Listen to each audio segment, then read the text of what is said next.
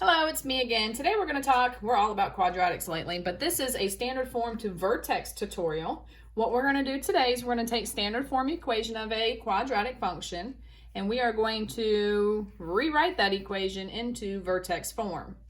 And then I'll do another tutorial where we go from Vertex form to, you've guessed it, standard form.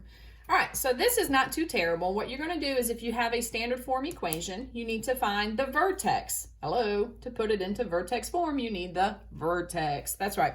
All right, so here's an example. I'm just going to make this problem up, so we'll work it as we go together here. Let's do a y equals -1/2 x squared minus 3x plus 2. Totally just made that up. We're going to take this equation and we're going to rewrite it into vertex form.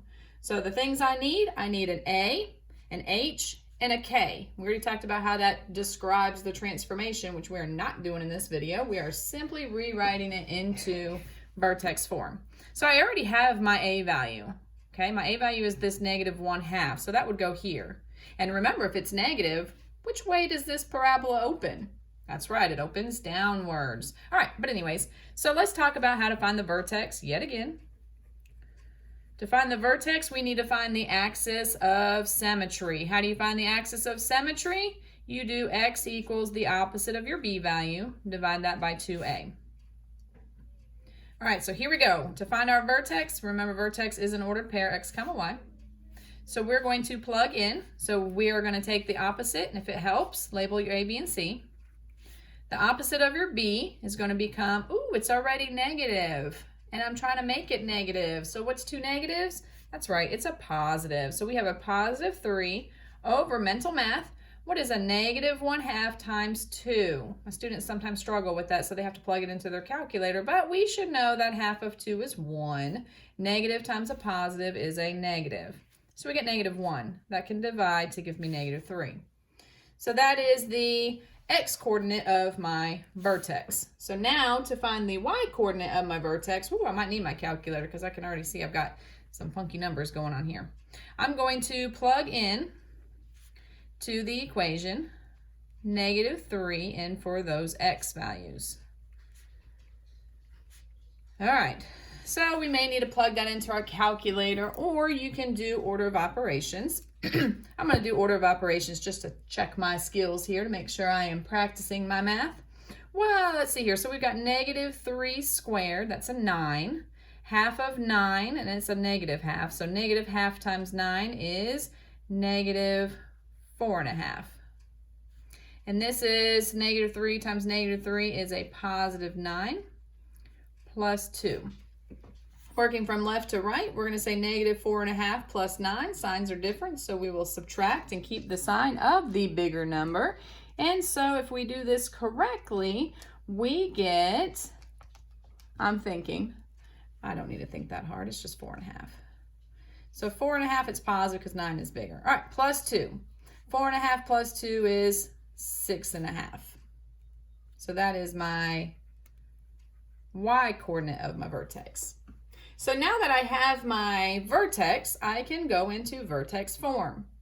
So you're going to replace the a, h, and k with your a, h, and k. So y equals, my a value is the -1/2. Pretty simple there. X minus my h value. Remember, your h value is the x coordinate of your vertex. So if you want to label the h comma k above your vertex values, that may help. So again, I'm subtracting and I've got a negative, so that turns that 3 to a positive. Don't forget your parentheses and your squared. Plus my k value we found to be 6.5. So there we have it. We have vertex form. I wanted to show you guys one with a decimal in there too, so you didn't panic if you had to do one on your own and go, oh, she didn't show us how to do one like that. All right, I'm gonna do one more. Let's do y equals -3x squared plus 12x minus 4. All right. So I want to make this into vertex form, so I need a, h, and k. I already got my A value, so that's pretty easy there. I can already start my equation off. I just need to figure out my H value and my K value. Remember, H is the X coordinate of the vertex, K is the Y coordinate of the vertex. So what do I need? Vertex. How do you find vertex? You're going to find the axis of symmetry and then plug that number in to get the Y coordinate of your vertex. So here we go. Axis of symmetry is not the opposite of B over your 2A. So again, label A, B, and C. It's helpful. B is 12, so we make that a negative 12. Mental math, 2 times negative 3 is negative 6.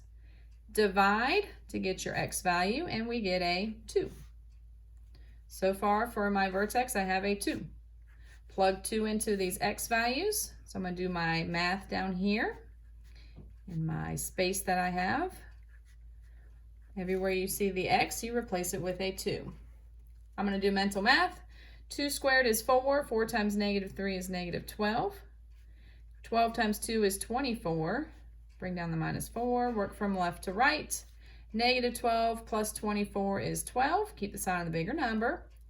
Minus 4. 12 take away 4 is 8.